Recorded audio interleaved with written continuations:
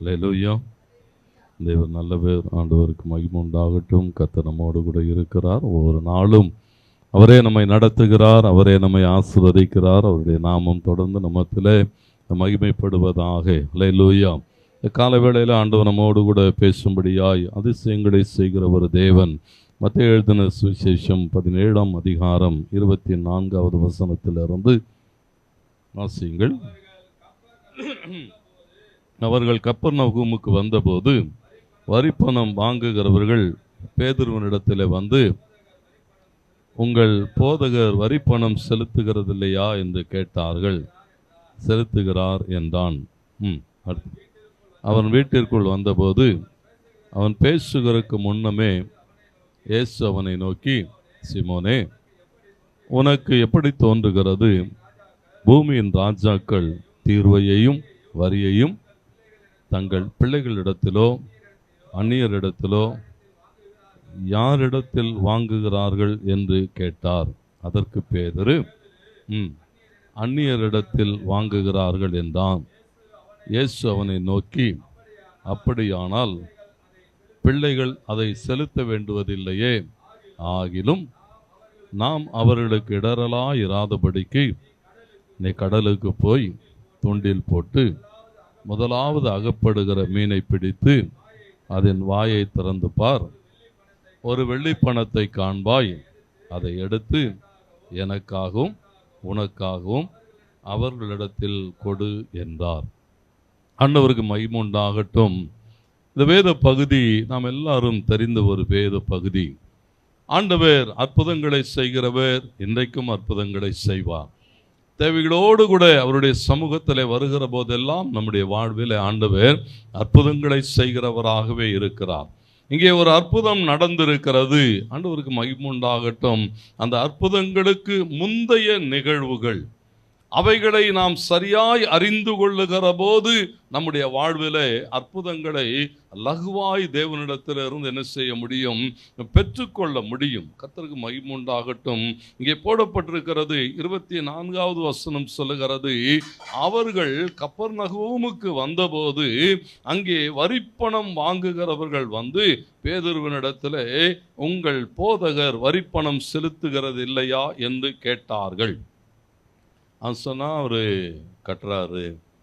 ஆனால் கேள்வி என்னவா இருந்திருக்கணும்? பேதுருக்கிட்ட தான் கேட்டிருக்கணும். பேதுருக்கிட்ட கேட்டிருக்கணும், ஒழுங்காக வரி கட்டுறியா? டாக்ஸ் எல்லாம் கட்டிட்டியா? சுற்றி சுற்றி வரீங்களே, செய்ய வேண்டியதெல்லாம் செஞ்சிட்டிங்களா? கோயிலுக்கு வர போகிற எல்லாம் செய்கிற பாருங்கள். ஏன்னா நல்லா கவனிங்க, இந்த வரிப்பணம் எதற்கானது என்பதை அறிந்து கொள்ள வேண்டும். இந்த வரி வசூலிக்கிறவர்கள் தேவாலயத்துக்கான வரிகளை வசூலித்து கொண்டிருந்தார்கள்.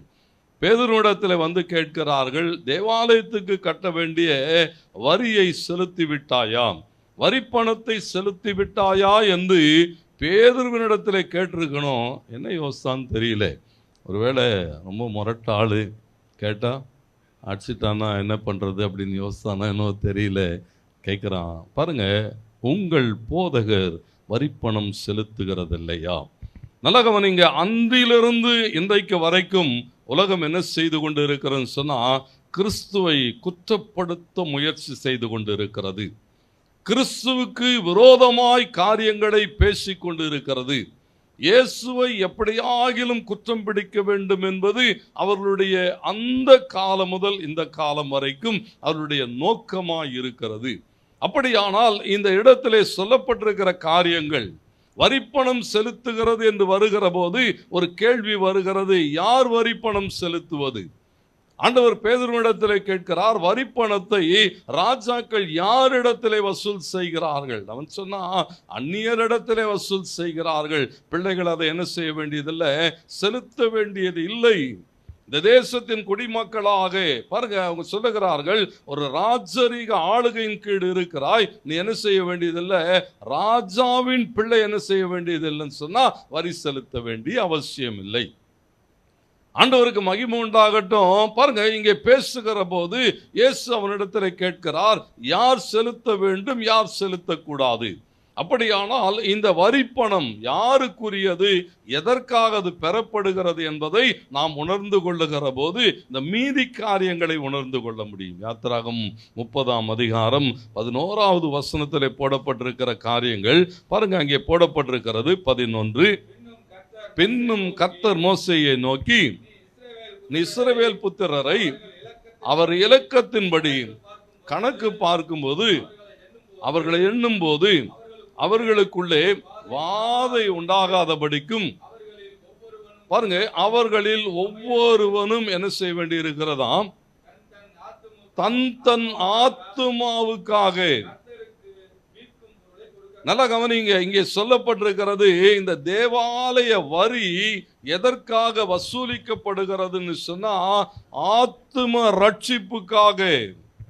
ஆத்துமா ரட்சிக்கப்பட வேண்டுமானால் என்ன செய்ய வேண்டி இருக்கிறதா, தேவனுடைய சமூகத்தில் வருகிற போது தேவனுக்குரியவைகளை செலுத்த வேண்டும். ஒன்றன் பின் ஒன்றாக அடுத்து வருகிற வசனங்கள் அவைகளை பேசுகிறது. மீட்கும் பொருளாக ஆத்துமா மீட்கப்பட வேண்டும். ஆண்டவருக்கு மகிமை உண்டாகட்டும். இங்கே ஒரு கேள்வி, இயேசு யார் என்று ஒரு கேள்வி வருகிறது. வரிப்பணம் வசூலிக்கிறவர்கள் சொன்னார்கள், உங்கள் போதகர்கள் என்று பேதுருவை பார்த்து சொல்லுகிறார்கள். இன்றைக்கு நம்ம பார்த்து இயேசு யாருன்னு கேட்டா என்ன சொல்லுவோம்? சும்மா 2 பதில் சொல்லுங்க. ஏன் அப்படியே நெருக்கமாக உட்கார்ந்து இருக்கிறீங்க? லேசா சொல்லுங்க, இயேசு யாரு? சிலரெல்லாம் கூப்பிட்டு, பிரதர் சொல்லுங்க இயேசு யாருன்னெல்லாம் கேட்க முடியாது. இயேசு யாருன்னா, அவர் அன்புள்ளவர், பரிசுத்தம் உள்ளவர், மீட்பர், ரட்சகர், தேவகுமாரன், ராஜாதி ராஜா. இப்படி எல்லாம் நம்ம என்ன செய்வோம்? உலகத்தில் இருக்கிறவங்களை கேட்டால் இயேசு யாருன்னா என்ன சொல்லுவாங்க? ஒரே ஒரு வார்த்தை சொல்லுவாங்க, கிறிஸ்தவங்களோட கடவுள், கிறிஸ்தவங்களுடைய. பாருங்களேன், நல்லா கவனிங்க. இயேசுவை அறிந்து கொள்ளுகிற போது, ஏன் இந்த வேதத்தை பார்க்கிறோம்னு சொன்னா, இந்த முதல் காரியங்கள் வரி செலுத்துகிறது என்று வருகிற போது ஆண்டவர் சொன்னார், நாம் இடரலாயிராதபடிக்கு. ஏன்னா அநேகருக்கு முன்பதாக தேவ பிள்ளைகள் வாழுகிற வாழ்க்கை எப்படி இருக்கணும்னு சொன்னா, ஒரு கிறிஸ்டியன் எத்திக்ஸ் இருக்கணும், கிறிஸ்துவ அறம் இருக்கணும். ஆண்டவர் என்ன எதிர்பார்க்கிறான்னு சொன்னா, நீ ஒரு கிறிஸ்துவனாய் இருக்கிற போது உன்னிடத்துல உலகம் என்ன எதிர்பார்க்கிறன்னு சொன்னா, அந்த கிறிஸ்டியன் எத்திக்ஸ். இன்றைக்கு பாருங்க, இங்க இயேசு சொல்லுகிற போது சொல்லுகிறார், வரிப்பணம் செலுத்துகிறது இல்லையா? ஏன் வரிப்பணம் செலுத்தணும்? யாருக்கு செலுத்த வேண்டும்? தேவாலயத்துக்கு வரிப்பணம் செலுத்த வேண்டும். எதற்காக வரிப்பணம் செலுத்தப்படுகிறது சொன்னா, ஆத்தும ரட்சிப்புக்கான வரிப்பணம். இந்த வேத பகுதி சொல்லுகிறது, இயேசு ஏன் அதை செலுத்த வேண்டியது இல்லை என்று சொல்லுகிற போது, எஸ்ஐயா 53:6 சொல்லப்பட்டிருக்கிறது, நீங்களும் நானும் ரட்சிப்படையும்படி தம்மையே பலியாய் ஒப்பு கொடுத்த ஒரு தேவ குமாரன் அவர் என்ன செய்ய வேண்டியது இல்லையா? அவருடைய ஆத்தும ரட்சிப்புக்காக வரி செலுத்த வேண்டிய அவசியம் இல்லாதவர். இயேசு ஏன் வரி செலுத்த வேண்டியதில்லைன்னு சொன்னா, அநேக ஆத்துமாக்களை ரட்சிக்கும்படியாய் தம்முடைய ஜீவனை கொடுக்க வந்தவர். அவர் என்ன செய்ய வேண்டியதில்லையா? அவருடைய சொந்த ஆத்தும ரட்சிப்புக்காக அவர் வரி செலுத்த வேண்டிய அவசியம் இல்லாதவர். ஆண்டவருக்கு மகிமை உண்டாகட்டும். யாத்திராகமம் 30:16 சொல்லுகிறது, அந்த வரிப்பணம் எதற்காக செலுத்தப்படுகிறது சொன்னா, ஆசரிப்பு கூடாரத்தினுடைய திருப்பணி, ஒரு தேவாலயத்தினுடைய தேவைகளுக்காக, ஊழியத்தினுடைய தேவைகளுக்காக அங்கே என்ன செய்யப்பட்டிருக்கிறதா? வரிப்பணம் செலுத்த வேண்டும். என்று சொன்னா, ஒரு தேவாலயத்தை நீங்கள் பயன்படுத்துகிறீர்கள். அப்போ தேவாலயத்துக்குரிய காரியங்களில் அநேக தேவைகள் உண்டு. கவனிங்கள், ஏதோ சொல்றேன்னா, ஒன்றை அறிந்து கொள்ள வேண்டும். அப்போ தேவாலயத்துக்கு வருகிற போது தேவாலயத்துக்குரிய காரியங்களை என்ன செய்ய வேண்டி இருக்கிறதா? அந்த வரிப்பணத்தை செலுத்த வேண்டும். இன்னைக்கு அப்படியெல்லாம் ஒன்றும் இல்லை. சில இடங்கள்ல என்ன வச்சிருக்கிறாங்க? சந்தா வச்சிருக்கிறாங்க, அதெல்லாம் வச்சிருக்காங்க, போட்டோம், அதெல்லாம் நம்ம காரியம். ஏன் இதை பேசுகிறேன்னு சொன்னா, ஒரு தேவாலயத்துக்குரிய காரியங்களுக்குள்ளாக வருகிற போது, ஒரு ஆராதனைக்குரியவைகளுக்குள்ளாக வருகிற போது, அந்த இடத்துல தேவனை சந்திக்கிறாய், தேவனை ஆராதிக்கிறாய், தேவனுக்குரியவைகளை செய்கிறாய். அப்படியானால் என்ன செய்ய வேண்டி இருக்கிறதா? வரி செலுத்த வேண்டும் என்று சொல்லுகிற போது நாம் இங்க பார்க்கிறோம். மத்தேயு சொல்லுகிற போது சொல்லுகிறார், அவர் உலகத்திலே இருக்கிற போது, கர்த்தருக்கு மகிமை உண்டாகட்டும், அந்த வார்த்தை சொல்லுகிறது, அவர் எப்படி இருந்தார்னு சொன்னா, தேவாலயத்தை பார்க்கலும் பெரியவராய். மத்தேயு 12:6 அப்படி சொல்லுகிறது. இங்கே ஒருவர் இருக்கிறார், அவர் எப்படிப்பட்டவர்னா தேவாலயத்திலும் பெரியவர். நல்லா கவனிங்க, இயேசு ஏன் வரிப்பணம் செலுத்த வேண்டியது இல்லைன்னு சொன்னா, அவர் தேவாலயத்தை பார்க்கிலும் பெரியவர். அவர் எங்கே இருக்கிறாரோ அது தேவனுடைய ஆலயம். அவர் எங்கே இருக்கிறாரோ அங்கே தேவ பிரசன்னம் இருக்கும். அவர் எங்கே இருக்கிறாரோ அங்கே தேவ வல்லமை வெளிப்படும். அவரே தேவனுடைய ஆலயத்துக்கு மேலானவராய் உயர்ந்திருக்கிறபடினாலே அவர் என்ன செய்ய வேண்டியதில்லை, வரிப்பணம் செலுத்த வேண்டிய அவசியம் இல்லாதவர். ஆண்டவருக்கு மகிமை உண்டாகட்டும். இன்னொரு வார்த்தை சொல்லுகிற போது மத்தேயு சொல்லுகிறார், யார் செலுத்த வேண்டியதில்லைன்னு சொன்னா, ராஜாவின் பிள்ளை என்ன செய்ய வேண்டியதில்லை, செலுத்த வேண்டிய குமாரன் என்கிறதான அந்த அதிகாரம். ஆண்டவருக்கு மகிமை உண்டாட்டு. பாருங்க, இவர் ராஜாதி ராஜாவாய் இருக்கிறபடினாலே இவர் என்ன செய்ய வேண்டியது இல்லையா, ராஜாக்களே இவருக்கு கீழதான். ஆகையினால இவர் என்ன செய்ய வேண்டியது இல்லையா, வரிப்பணம் செலுத்த வேண்டிய அவசியம் இல்லாதவர் ஆகிலும். ஏன் இதை பார்க்கிறோம் சொன்னா, இயேசு இவைகளையெல்லாம் செய்கிறதுக்கு அவர் அதிகாரம் உள்ளவராக இருக்கிறார். ஆனாலும் வேதம் ஒவ்வொரு நாளும் என்ன எதிர்பார்க்கிறேன்னு சொன்னா, நீங்க தேவ பிள்ளைன்னு சொன்னா தேவ பிள்ளைகளாக வாழ்ந்தாக வேண்டும். இயேசு ஒரு மாதிரியை வைத்து விட்டு போயிருக்கிறார். கர்த்தருக்கு மகிமை உண்டாகட்டும். பவுல் ரோமாபுரி சபைக்கு எழுதுகிற போது ரோமர் 14:13 பேசுகிறார், நாம் இனிமேல் ஒருவரை ஒருவர் குற்றவாளிகள் என்று தீர்க்காமல் ஒவ்வொருவனும் என்ன செய்ய வேண்டிய இருக்கிறதா, தன் சகோதரனுக்கு முன்பாக தடுக்கலையும் இடரலையும் போடாதபடிக்கு ஒரு தீர்மானம் செய். ஏன்னா என் நிமித்தம் இன்னொரு ஆள் என்ன செய்யக்கூடாது, தடுமாறி போயிடக்கூடாது. பரவாயில்ல, அந்த பிரதர் குடிக்கிறாரு, குடிச்சா ஒன்றும் இல்லைன்னு சொன்னான்னா உனக்கு ஐயோ. பரவாயில்ல, அந்த பிரதர் இதெல்லாம் செய்கிறாரு, நானும் இப்படி செய்கிறேன் அப்படின்னு சொன்னா உன்னால ஒருவன் இடறிப்போவான் என்று சொன்னால் உனக்கு ஐயோ. ஏன்னா ஒரு பெரிய ஒரு பிரசங்கியார் அவர் பேசிட்டு இருந்தார். அவர் சொன்ன வார்த்தைகள் ஏன் சொன்னா, தேவனுடைய சத்தியத்துக்கு விரோதமான காரியங்களை பேசுகிற போது ஜனங்கள் இடறி போகிறார்கள். நீ ஒன்றும் இதை கொடுக்க வேண்டியதில்லை, நீ ஜெபிக்க வேண்டியதில்லை, தேவனை தேட வேண்டியதில்லை. இதெல்லாம் நீங்கள் பேசுகிற போது உங்களுடைய வார்த்தைகளின் நிமித்தம் ஒருவன் இடறி போவான், ஆனால் உனக்கு ஐயோ. வேதம் என்ன எதிர்பார்க்க சொன்னா, பவுல் சொல்லுகிறான், இன்றைக்கு ஒரு தீர்மானம் செய். இயேசு ஒரு தீர்மானம் செய்திருக்க. அவர் சொல்லுகிறார், எனக்கு எல்லா அதிகாரமும் உண்டு, தேவாலயத்தை பார்க்கிலும் பெரியவர், ராஜாதி ராஜாவாய் இருக்கிறவர், அவர் என்ன செய்ய வேண்டியதில்லையா, வரி செலுத்த வேண்டியதில்லை. ஆகிலும் அவர் என்ன செய்கிறதை பார்க்கிறோம். ஏன்னா எப்போ இந்த அற்புதங்கள் நடக்கும், உன் வாழ்க்கையிலே எப்போ மாற்றங்கள் வரும்னு சொன்னா, இங்கே சொல்லப்பட்டிருக்கிறது, நீங்கள் தேவ பிள்ளைகளாய் வாழுகிற போது தேவன் என்ன செய்கிறாரா, தம்முடைய ஜனங்களுக்காய் அற்புதங்களை செய்கிறார். வேதாமத்தில் சொல்லப்பட்டிருக்கிற அற்புதங்கள் எல்லாம் ஏதோ அந்த கதை சொல்லுவாங்க பார்த்தீங்களா, 7 கடல் தாண்டி 7 மலை தாண்டி ஒரு மரத்து பொந்துல கிளி இருக்கும், கிளி இருதயத்தில் இந்த கதையெல்லாம் என்ன செய்யாது. ஏன்னா வேதாமத்தில் சொல்லப்பட்டிருக்கிறவைகள் எல்லாம் எப்படிப்பட்ட அற்புதங்கள் சொன்னா, சரித்திரமானவைகள். ஆராய்ந்து பார்த்து என்ன சொல்லி இருக்கிறான்னா, இவைகள் நிரூபிக்கப்பட்டவைகள். கர்த்தருக்கு மகிமை உண்டாகட்டும். தேவன் தம்முடைய ஜனங்களோடு கூட இடைப்படுகிற போது ஒரு அற்புதம் என்னன்னு சொன்னா, ஜீவனுள்ள தேவனுடைய வல்லமை வெளிப்படுகிற இடங்கள். எகிப்திலே தேவன் 10 அற்புதங்களை செய்தார். கர்த்தருக்கு மகிமை உண்டாகட்டும். அது தேவனுடைய வல்லமை வெளிப்பட்டது. ஏன் சொன்னா, வேறு ஒருவனாலும் செய்ய முடியாதவைகளை தேவனுடைய வல்லமை அந்த இடத்துல செய்து கொண்டு இருந்தது. ஒரு கல்மழை பெய்கிறதுன்னு சொன்னா, தேசமெங்கும் மழை பெய்து கொண்டு இருக்கிறது. தேசத்துக்கு நடுவில் கோசேன் நாட்டிலே மாத்திரம் என்ன செய்யாதான், அந்த கல்மழை பெய்யாது. பூமி எங்கும் வண்டுகள் வரும், பேன்கள் வரும், ஆனா என்ன செய்யாதான், தேவ பிள்ளைகள் வாசம் பண்ணுகிற கோசேன் நாட்டை விசேஷப்படுத்தி அவைகளை தேவன் அவர்களை தற்காத்து கொண்டான்னு சொன்னா, தேவனுடைய வல்லமை வெளிப்படுகிற அற்புதங்கள். ஒவ்வொரு இடத்திலும் கர்த்தருக்கு மகிமை உண்டாடினா தேவனுடைய வல்லமை வெளிப்படுகிறது.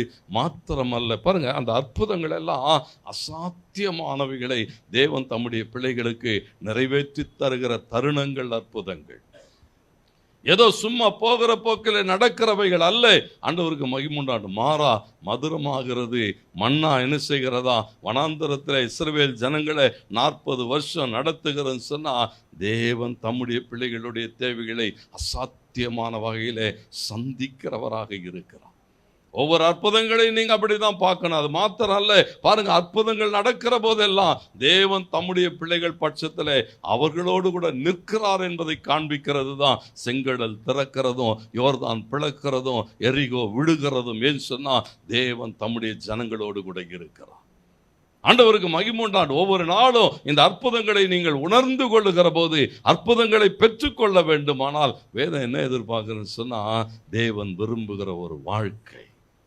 மத்தேயு சொல்லுகிற போது சொல்லுகிறார், ஆண்டவர் அவங்ககிட்ட பேசுகிற போது சொல்லுகிறார், மீன் வாயிலே வெள்ளிப்பணம் இருக்கும், அதை கொண்டு போய் என்ன செய்யும்.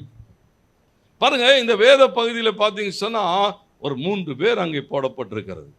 ஒரு ஆளு காசு கேட்டுக்கிட்டு இருக்கான். எப்போ காசை கட்டுவேன்னு ஒரு ஆளு, இன்னொரு ஆளு காசு வேணும். யாருக்கு? பேதுரு சொல்லிட்டான், உங்க போதகர் வரி பணம் கட்டுறாரா? கட்டுறாரு. அவன் போய் செக் பண்ணி பார்த்து இன்னும் வரலையே பணம் அப்படின்னு கேட்கறதுக்கு முன்னாடி என்ன செய்யணும்? நம்ம ஆளுங்க பார்த்தீங்கன்னா கேட்டோன்னு சொல்லுவாங்க, ஏதாவது ஒன்று என்ன செய்ய வேண்டியது, அடிச்சு விட வேண்டியது. ஆனால் அதுக்கு முன்னாடி என்ன செய்யணும்? நல்லா கவனிங்க, தேவ பிள்ளைகள் ஒவ்வொரு நாளும் இங்கே சொல்லப்பட்டிருக்கிறது.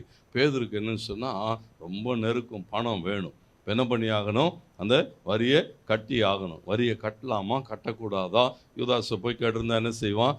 இருக்கிறது என் செலவுக்கே பத்தலை, இதில் உனக்கு இது வேறையான்னு சொல்லியிருப்பான். கர்த்தருக்கு மகிமை உண்டாம். பாருங்க, ஒரு நெருக்கத்தோடு கூட இருக்கிறான், பணத்தேவையோடு கூட இருக்கிறான். இன்னொரு ஆள் என்னன்னா பணம் தான் பிரச்சனை. பணம் தான். பாருங்களேன், இந்த தண்ணியிலலாம் அந்த காயினை தூக்கி போடுவாங்க. பார்த்துருக்குறீங்களா? போட்டிருக்கீங்களா? எங்கப்பா சார் முன்னால் போட்டது? அப்போல்லாம் அப்படி தான் பாருங்கள். நீங்கள் இப்படி சும்மா இப்படி நம்ம ஆந்திரா பக்கம் போடுறதுக்கு போனீங்கன்னா அந்த நதி வந்தால் என்ன செய்வாங்க? ட்ரெயின்லேருந்து அப்படியே காசுங்க அப்படியே இறைப்பாங்க பாருங்கள். காசு போட்டவனை தண்ணியில் என்ன செய்யுன்னா கீழே போய் விழுந்துடும். கீழே போய் வேகமாக என்ன செஞ்சிடும்? போய் சேர்ந்துடும். பாருங்கள், இந்த மீன் என்னன்னு சொன்னால் மீன் போய் என்ன செய்துட்டது? இந்த காசு எடுத்துட்டது. இப்போது இங்கே பிரச்சனை என்னன்னு சொன்னால் ஒருத்தனுக்கு காசு இல்லாதது பிரச்சனை. இப்போ இந்த மீன்கிட்ட என்ன இருக்குன்னா காசு இருக்கு. எங்க இருக்குது? யோனாவை ஒரு மீன் வெடுங்கினது. யோனா எங்க இருந்தானா? வயிற்றுக்குள்ள போயிட்டான். எங்க போயிட்டான்? இங்க இந்த மீன் வாயில காசு சிக்கிக்கிட்டது. காசு, பணம் சில ஆட்களுக்கு பார்த்தீங்கன்னு சொன்னா சிக்கிக்கிட்டு இப்ப பிரச்சனை ஆயிட்டது. எது பிரச்சனை ஆயிட்டது? சில ஆளுக்கு பணம் வச்சிருக்கிறதே பிரச்சனை ஆயிடும். அப்படியே பயந்து என்ன பண்ணணும்னு தெரியாது, வேற வழி கிடையாது. நீ வாழணும்னா இந்த காசை எடுத்தாகணும். மீன் வாயில இப்ப காசு சிக்கிக்கிட்டது, மாட்டிக்கிட்டது. வாழணும், பிழைக்கணும் அப்படின்னு சொன்னா வேற வழியே கிடையாது. இந்த காசை என்ன செய்யணும்? எங்க போக வேண்டிய காசு இது? யாருக்கான காசு? ஏசாமி சொன்னார். யாருக்குன்னு சொன்னாரு? எனக்கும் உனக்கும். யாருக்கு? ஊழியக்காரனுக்கும் ஏசாமிக்கு போக வேண்டிய காசு எங்க இருக்குதான்? மீன் வாயில சிக்கின்னு. நீ வாழ்ந்தே ஆகணும்னா நீ என்ன பண்ணி ஆகணும்? வெளியே எடுக்கணும். அதால துப்ப முடியல. அதால என்ன செய்ய முடியல? ஏசாமி யோனாவை முழுங்க மீனுக்கு கட்டளிட்டார், விழுங்கிட்டது. அவர் சொன்னார், அது என்ன செஞ்சிட்டது? துப்பிட்டது. இதுக்கு என்ன பண்ணிட்டது? போயிட்டதா இல்லையானே பிரச்சனை. சில ஆட்களுக்கெல்லாம் பார்த்தீங்கன்னா இந்த மீன் முள்ளு தொண்டையில் மாட்டிக்கிச்சுன்னா அது போயிட்டு இருக்கும். ஆனாலும் என்ன இருக்கும்? போயிட்டதா இல்லையானே தெரியாது. இருக்கிறதெல்லாம் சாப்பிட்டு என்னெல்லாம் முடியுமோ எல்லாத்தையும் விழுங்கி. பாருங்க, இங்க பிரச்சனையோடு கூட இருக்கிற 2 நபர்கள். ஒரு ஆளுக்கு பணம் பிரச்சனை. பணம் என்ன செஞ்சிட்டது? வாழ்வை அடைத்திருக்கிறது. இன்னொருத்தனுக்கு பண தேவை பிரச்சனை. இது என்ன செய்யணும்? இப்ப யாரா இருந்தாலும் வேதம் என்ன எதிர்பார்க்கிறன்னு சொன்னா உன் வாழ்வில அற்புதங்கள் நடக்கணும்னு சொன்னா வேதம் எதிர்பார்க்கிறவைகளை செய்தாக வேண்டும்.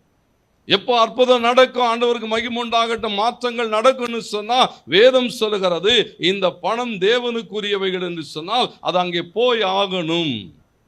அப்போ இங்க பிரச்சனைகளுக்கு மாறு. பாருங்க, பேதுரு என்ன எதிர்பார்க்கிறான்? ஆண்டவரே, இவ்வளோ தேவைகளோடு கூட இருக்கிறேன், இந்த தேவைகள் சந்திக்கப்பட வேண்டுமானார் 3 ஆலோசனைகள் சொல்லப்பட்டிருக்கிறது. 1, உன் சூழலை விட்டு வெளியே வா. மாற்றம் அடைய விரும்புகிறாயா? ஆசீர்வாதம் அடைய விரும்புகிறாயா? விடுதலை பெற விரும்புகிறாயா? வேதம் என்ன எதிர்பார்க்கறன்னு சொன்னா, உன் சூழலை விட்டு வெளியே வா. 2வது, உன்னை தாழ்த்தி என்ன செய்ய? ஒப்புக்கொடு. 3வது, தேவனுடைய வார்த்தைக்கு 100% கீழ்ப்படி. அப்போ இவைகள் தான் ஆச்சரியமான ஆசீர்வாதங்களை கொண்டு வரும் மாற்றங்கள். கர்த்தருக்கு மகிமை. பாருங்க, இங்க வாசிக்கிறோம், மத்தேயுல வாசிக்கிறோம் 20 நம்ம வாசித்த பகுதி பாருங்க. ஆண்டவர் அவங்ககிட்ட பார்த்து கேட்டார், அவன் வீட்டிற்குள் வந்தபோது அப்படின்னு போட்டு, வீட்டிற்குள் அவன் பேசுகிறதுக்கு முன்னமே. இப்போ பேதுரு என்னன்னா வீட்டுக்குள்ள பிரச்சனையோடு கூட வரான். நம்மளும் என்ன செய்கிறோம்? அநேக நேரங்களில் பிரச்சனையோடு வீட்டுக்கு வரோம். வீட்டுக்குள்ளே வந்தால் உள்ளே யார் இருக்கா? சில ஆள் உக்காந்து இருப்பாங்க பாருங்க. உள்ளே வரும்போதே நமக்கு இருக்கு, ஐயோ இதை வேற ஃபேஸ் பண்ண வேண்டியது இருக்குது, ஊர்லேயே 1000 பிரச்சனை, வீட்டுக்குள்ளே வந்தால் இது வேற உக்காந்து இருக்கா, இதை வேற நம்ம என்ன செய்யணும்? சில நேரங்கள் அப்படி இருக்கும். கர்த்தருக்கு மகிமை உண்டாட்டம். பேதுரு உள்ளே வரான். உள்ளே யார் இருக்கா?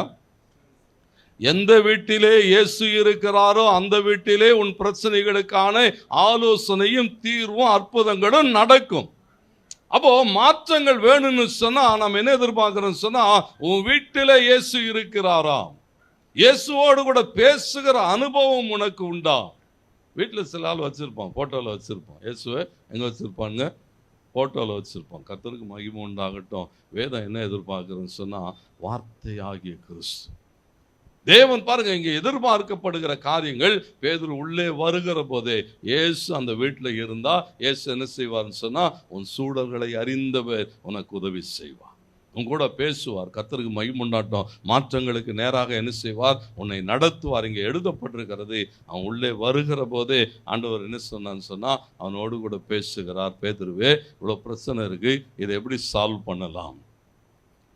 பாருங்க, சால்வ் பண்ணணும்னு சொன்னா ஒன்றே என்ன செய்ய வேண்டி இருக்குன்னு சொன்னா, தேவன் சொல்லுகிறபடி செய். ஜெயிக்கணுமா? பிலிப்பியர் 3ஆம் அதிகாரம் 12 முதல் 14 சொல்லுகிறது. அப்போஸ்தலனாகிய பவுல் சொல்லுகிறான், சிந்தைகளை மாற்றுங்கள். ஜெயிச்சே ஆகணும். ஆண்டவருக்கு மகிமை உண்டாகட்டும். வெற்றி பெறணுமா? ஒன்றே தான். நீங்க அந்த 3ஆம் அதிகாரம் முழுவதும் வாசிங்க சொன்னா அங்கே சொல்லப்பட்டிருக்கிறது, எண்ணங்களை மாற்றுங்கள். அது சொல்லுகிறான், பின்னானவைகளை என்ன செய்ய வேண்டி இருக்கிறதா? மறந்து, தேவனுக்கு மகிமை உண்டாகட்டும், முன்னானவைகளை நோக்கி. அது சொல்லுகிறான், கிறிஸ்து இயேசுவுக்காக எனக்கு லாபமாய் இருந்தவைகள் எவைகளோ அவைகளை நஷ்டம் என்று எண்ணுகிறேன். அதே பகுதியில் சொல்லுகிறான், எனக்கு லாபமாய் இருந்தவைகளை குப்பை என்று எண்ணுகிறேன். இங்கே சொல்லும் போது வாசிங்க 12வது வசனம், நான் அடைந்தாயிற்று அல்லது முற்றும் தேறினவனானேன் என்று. நல்லா கவனிங்க. முதல்ல நமக்கு எப்படிப்பட்ட சிந்தை இருக்கணும்னு சொன்னா, எல்லாம் எங்களுக்கு தெரியும் பாஸ்டர், எல்லாம் எங்களுக்கு எல்லாம் உனக்கு தெரியும்னா உனக்கு ஒன்றும் தெரியலன்னு அர்த்தம். நமக்கு என்னன்னா, எனக்கு தெரியாதா, நான் எவ்வளோ பார்த்துருக்கேன், எவ்வளோ செஞ்சுருக்கேன், எங்கெல்லாம் போயிருக்கேன். பவுல் சொல்லும்போது சொல்லுகிறான், முற்றும் தேறினவன் ஆனேன் என்று எண்ணாம. சிந்தையில் எப்படி இருக்கணும்னு சொன்னா, நான் அல்ல, எனக்கே எல்லாம் தெரியும், நானே எல்லாம் செய்வேன். எங்க வேதம் என்ன எதிர்பார்க்குன்னு சொன்னா, இயேசு சொல்லும்போது சொல்லுகிறார், என்னாலே அன்றி உங்களாலே ஒன்றும் செய்யக்கூடாது இருக்கிறது. அப்போ ஒவ்வொரு நாளும் என்ன செய்ய வேண்டி இருக்கிறதா? பவுலுடைய அந்த வார்த்தைகளை நீங்க அந்த பிலிப்பியர் 3ல வாசிங்கன்னா எப்போதும் அதை தான் சொல்லுகிறான், என் சிந்தையிலே என் எண்ணங்களிலே நான் என்ன செய்து கொண்டு இருக்கிறேன்னு சொன்னா, என்னுடைய நிலைமைகள் அல்ல. அது சொல்லுகிறான், பின்னானவைகளை மறந்து. நான் பூரணன்னு சொல்லல, நான் முழுவதுமாய் தேறினன்னு சொல்லல, பின்னானவைகளை மறந்து. ஆண்டவருக்கு மகிமை உண்டாகட்டும். பாருங்க, ஏசாமி பேதுருவை பார்த்து சொன்னார், போய் கடல்ல தூண்டில் போட்டு என்ன செய்ய, ஒரு மீனை பிடினா அவன் என்ன சொல்லியிருப்பான்? நான் எவ்வளோ பெரிய ஆள் தெரியுமா, கப்பல் ஓனர்யா நான், என்கிட்ட எவ்வளோ பேர் வேலை செஞ்சிருந்தோம், நடுக்கடலில் போய் என்ன செய்வேன், மீன் பிடிக்கிற ஆள், என்னை போய் கரையில் போய் உட்காந்து தூண்டில் போடுன்னா ஊரில் பார்க்குறோம் என்ன சொல்லுவான்? ஏன்னா பாருங்களேன், நம்முடைய நிலைமை கொஞ்சம் அப்படி இறங்கி வரணும்னு சொன்னால் நம்மளால் என்ன செய்ய முடியல, ஒத்துக்க முடியல. பேதுருக்கு அப்படித்தான் நிலைமை. அவங்க பாருங்க, இந்த சூழல்கள். ஏசாமி ஒருவேளை அவனை பார்த்து கடல்ல போய் வலையை வீசி ஒரு மீன் பிடி அது வரும் அப்படின்னு சொல்லியிருந்தா கூட என்ன செஞ்சுட்டு இருப்பான், ஒரு 10 பேரை கூப்பிட்டுக்கணும் போட் எடுத்துட்டு என்ன செய்யிருப்பான், டக்குன்னு கடல் உள்ள போய் வலையை வீசி. இப்போ கரையில் உட்காரணும், ஒத்தையா உட்காரணும், தூண்டில் போட்டு என்ன செய்யணும், உட்கார்ந்து இருக்கணும், காத்து இருக்கணும், நேரம் எடுக்கும். தூண்டில் மீன் பிடிக்க என்ன செய்யும், நேரம் எடுக்கும். போற வரவெல்லாம் என்ன செய்வான், கேள்வி கேட்பான். என்னையா அவர் மாதிரி தெரியுது, அவர் தானா, என்னையா இந்த நிலைமைக்கு வந்துட்ட கேட்பானா இல்லையா? நல்லா கவனிங்க. இந்த சூழல்கள் ஆண்டவர் என்ன எதிர்பார்க்கிறான்னு சொன்னா, பின்னானவைகளை மறந்து, நீ யாராக இருந்தா பிரச்சனை இல்லை, உன் வெற்றிகள் தோல்விகள் எதுவாக இருக்கட்டும் பிரச்சனைகள் அல்ல, அவைகள் எல்லாம் விட்டு மறந்துடு, இன்று புதிதாய் பிறந்த பிள்ளைகளை போல. ஆண்டவர் அதை தான் எதிர்பார்க்கிறார். கர்த்தருக்கு மகிமை. பேதுருகிட்ட சொல்லுகிறார், நீ போய் என்ன செய்ய, அந்த மீனை பிடிக்க வேண்டும். ஏன்னா ஒப்பு கொடுக்கிற அனுபவங்கள். இயேசு அவர் தேவாலயத்திலும் பெரியவர் தான். கர்த்தருக்கு மகிமை. ராஜாதி ராஜா தான், தேவகுமாரன் தான். எபிரேயர்ல பவுல் சொல்லுகிறார் 2ஆம் அதிகாரம் 14-15 வசனங்களை வாசிக்கிற போது பாருங்க, அவர் தேவன், தேவனுடைய மகிமைக்குரியவர். 14வது வசனம், ஆதலால் பிள்ளைகள் மாம்சத்தையும் இரத்தத்தையும் உடையவர்களாய் இருக்க அவரும் அவர்களைப் போல என்ன செய்கிறாராம். ஏன்னா இயேசு இந்த பூமிக்கு வருகிற போது இந்த ராஜாதி ராஜாவாய் தேவகுமாரனா வரல. அவர் என்ன செய்கிறாராம், பிள்ளைகளைப் போல நானும் கடந்து போகட்டும். பிலிப்பியர் 2ஆம் அதிகாரம் 6-7 வசனங்களில் சொல்லப்பட்டிருக்கிறது. பாருங்க, அந்த தேவகுமாரன் தம்மையே என்ன செய்கிறவர், ஒப்பு கொடுத்தவர். வாசிங்கள் 6வது வசனம். சமமாய் இருப்பதை கொள்ளையாடின பொருளாக எண்ணாமல் தம்மை தாமே வெறுமையாக்கி அடிமையின் ரூபம் எடுத்து மனுஷர் சாய். இப்ப ஆண்டவர் என்ன எதிர்பார்க்கிறார் சொன்னா, நானே இவ்வளவு பெரிய ஆளு, நானே என்ன செஞ்சிருக்கிறேன், போடா போய் பிடிச்சிட்டு வாடான்னு சொல்லியிருப்பார். போய் என்ன செய்ய பேதர் சொல்லியிருப்பார். என்ன ஆண்டவர், வேற ஏதாவது ஆப்ஷன் கொடுங்க, தூண்டில் போட்டு ரொம்ப கஷ்டம். கர்த்தருக்கு மகிமை உண்டாட்டும். வேதம் என்ன எதிர்பார்க்கிறேன்னு சொன்னா, தேவன் விரும்புகிறவைகளை செய்கிற போது. ஏன்னா மாற்றங்கள் வரணும். பாருங்க, இன்றைக்கு மீன் ஒரு பிரச்சனையோடு கூட இருக்கிறது. வாயில பணம் சிக்கிட்டது, வேற வழி இல்லை, வெளியே வந்தாகணும், பிழைச்சாகணும். அப்ப ஆண்டவர் என்ன சொல்லியிருப்பாரு, ஒரு ஆப்ஷன் கொடுத்து, ஒரே ஒரு வாய்ப்பு தரேன் உனக்கு, வாயை தர, வாயை கொஞ்சம் நான் திறக்கிறேன். எதை தான் முழுங்கணும், ஒரு தூண்டில் முள் வரும். என்ன வரும், ஒரு தூண்டில். பாருங்களேன், சில நேரங்களில் தேவன் நம்மை பாடுகளுக்கூடாக நடத்துகிற போது நம்மால் என்ன செய்ய முடியலன்னா, பூரணமாய் அர்ப்பணிக்க முடியல. ஆத்திராமத்தில் நீங்கள் வாசிக்கிற போது 4ஆம் அதிகாரம்லாம் முட்செடி பற்றி எரிகிறது. ஒரு வேதனை தான், அக்கினி கூடாக தேவன் அதை நடத்துகிற போது. ஏன்னா லட்சம் ஜனங்கள் என்ன செய்யணும், எகிப்தை விட்டு வெளியே வரணும்னு சொன்னா மோசே பிடிக்கப்பட்டாக வேண்டும். மோசையை பிடிக்கணும்னு சொன்னா முட்செடி என்ன செய்ய வேண்டி இருக்கிறதா, தன்னை அர்ப்பணித்தாக வேண்டும். வேதனை தான், பாடுகள் தான். கர்த்தருக்கு மகிமை உண்டாட்டும். ஒரு மகிமையானவைகளை செய்யணும்னு சொன்னா ஆனால் அப்படித்தான் வாசிக்கிறோம். மீன் என்ன செய்ய வேண்டி இருக்கிறது, 1,20,000 பேர் பாதுகாக்கப்படணும் சொன்னா மீன் கொஞ்சம் என்ன செய்யணுமா, அர்ப்பணித்தாக வேண்டும், பாடுகளுக்குள்ளாக கடந்து போக வேண்டும். பாருங்க, புறஜாதிகளிலே தேசாதி தேசங்களை தாண்டி பவுல் சபைகளை ஸ்தாபித்து கொண்டே போகிறான். லட்சக்கணக்கான ஜனங்கள் தேவனாலே தொடப்படுகிறார்கள். பவுல் தொடர்ந்து ஜெபம், ஆண்டவரே ஒரு முள் என்னை குத்தி கொண்டே இருக்கிறது, ஒரு வேதனை எனக்குள்ளாக இருக்கிறது, எனக்கு உதவி செய்யும் என்று சொல்லுகிற போது ஆண்டவர் ஒரே ஒரு வார்த்தை தான் சொன்னார், பவுலே என் கிருபை உனக்கு போதும், உன் பலவீனத்தில் என் பலன் பூரணமாய் விளங்கும், நீ கடந்து போ, நான் உன்னோடு கூட இருப்பேன். ஏன் சொன்னா, நானும் உன்னை போலவே இந்த பாடுகளுக்கூடாய் கடந்து வந்திருக்கிறேன். மீனுக்கு ஒரே ஒரு ஆப்ஷன் தான். ஆண்டவருக்கு மகிமை உண்டாது. ஏன்னா பாருங்களேன், இன்றைக்கு தேவன் விரும்புகிறதை நீங்கள் செய்தாக வேண்டும். அதனால்தான் சொன்ன, ஆரம்பங்களிலிருந்து ஆண்டவர் எதிர்பார்க்கிறார், தேவ பிள்ளையாக என்ன செய்ய வேண்டுமா, இதுதான் வரைமுறைகள். ஆண்டவருடைய பிள்ளைகள் சொன்னா பாருங்க, நீங்க லக்கை தொடணும்னு சொன்னா பவுல் சொல்லுகிறான், பின்னானவைகளை மறந்து முன்னானவைகளை நோக்கி தேவன் அடைத்த பரம அழைப்பின் பந்தய பொருளுக்காக லக்கை நோக்கி. எது லக்கு, எது தரிசனம், எது வரையறை? வரையறைகள் என்ன செய்யும் சொன்னா மாறுபடுகிறது. கிறிஸ்துவ வாழ்வில் உலகத்துல மாறும். யோசிச்சு பாருங்க, கிரிக்கெட் விளையாடுகிற போதும் ஃபுட்பால் விளையாடுகிற போதும் 2 விளையாட்டுக்கு என்ன வித்தியாசம் தெரியுமா? கிரிக்கெட்ல பந்து வெளியே போகணும், கோர்ட்டுக்கு வெளியே போனால் ரொம்ப சந்தோஷம், கைத்தட்டி. ஃபுட்பாலில் பந்து வெளியே போயிட்டதுன்னா, கிரிக்கெட்டில் பந்து கோட்டை தாண்டக்கூடாதுன்னு சொல்லி அடித்தா எப்படி இருக்கும்? நிதானமாக போ, கோட்டை தாண்டிடாதன்னா அடுத்து வந்துட்டோம், இன்னும் கொஞ்சம் வேகமாக அடிச்சிருந்தா ஒரு 4ஆவது போயிருக்குமேடா. கோட்டை தாண்டினா அங்கே என்ன செய்யும்? ஃபுட்பாலில் அப்படி கிடையாது. பந்து கோட்டை தாண்டிட்டதுன்னா சத்தம் போடுவான், கோட்டுக்குள்ளே அடிக்க தெரியாதா, வெளியே அடிச்சுட்டு நேரம் பாருங்களேன். வரையறைகள் மாறிக்கொண்டு இருக்கும். தேவன் என்ன எதிர்பார்க்கிறான்னு சொன்னா, கிறிஸ்துவ வாழ்க்கையில் அப்படி இல்லை. நீ யாரா இருந்தாலும் ஒரே வரையறை தான், இதை தாண்டி நீ நடக்க முடியாது. தேவனுடைய எதிர்பார்ப்பு, தேவ சித்தம், தேவ விருப்பத்தை தாண்டி ஒரு நாளும் ஜெயம் எடுக்க முடியாது. பவுல் சொல்லுகிறான், எல்லாவற்றையும் எனக்கு லாபமாயிருந்த எல்லாவற்றையும் குப்பன்னு யோசிக்கிறேன்.